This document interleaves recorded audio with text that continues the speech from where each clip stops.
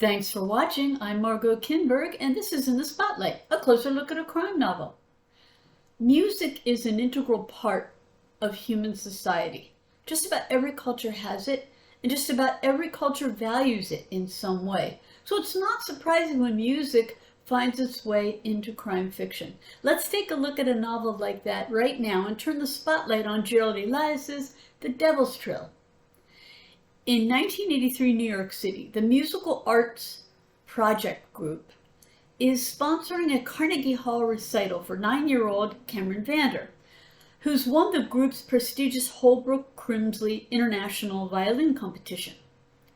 Part of her reward for winning is the privilege of using a priceless 18th century Stradivarius violin for her recital.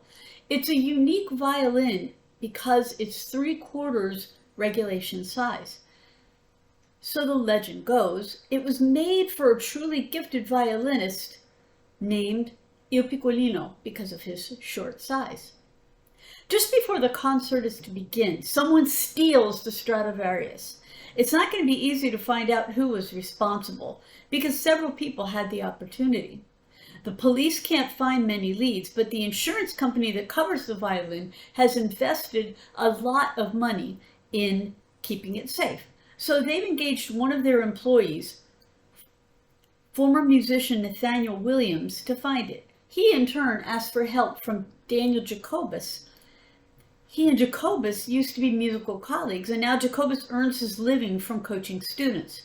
He was at Carnegie Hall on the night of the theft. So Williams is hoping he'll be helpful.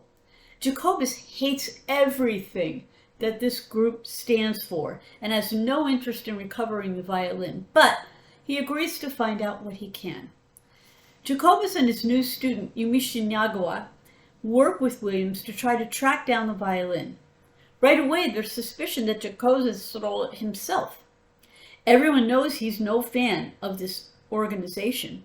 Then there's a murder, and the evidence suggests Jacobus might be responsible for it.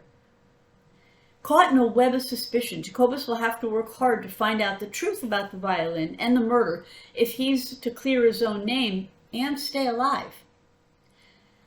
As I said, music is a major element of many others in this novel, so let's look at what holds the story together. There are several philosophical discussions about the nature of playing an instrument, and different pieces of music from different composers are woven throughout the story. There are strong debates, too, about the teaching of music and of playing and what music teaching should be like. Jacobus often finds himself opposed to the prevailing trend of focusing on technical perfection, and that debate provides food for thought for the reader.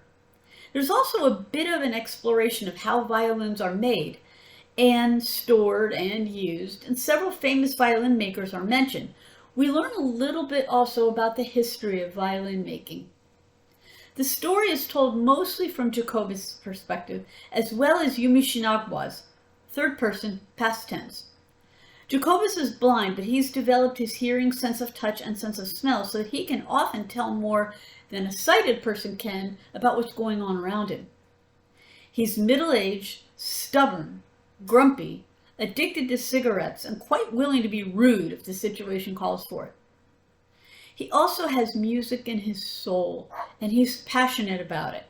For her part, Yumi is 19, gifted with the violin, and has very strong opinions of her own.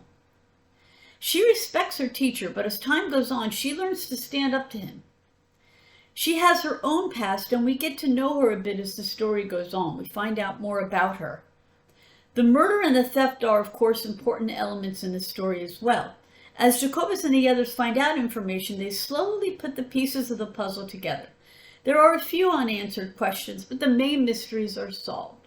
The book is set mainly in New York City, with also some of it in Japan. So readers get a sense of both settings as the story goes on. The Devil's Trill is as much a story about music, the love of music, and the love of instruments as it is anything else. It features the cutthroat world of professional young musicians, a daring theft and murder, and an unlikely protagonist who's drawn into the mix whether he wanted to be or not. This has been In the Spotlight. I'm Margot Kinberg. Thanks for watching.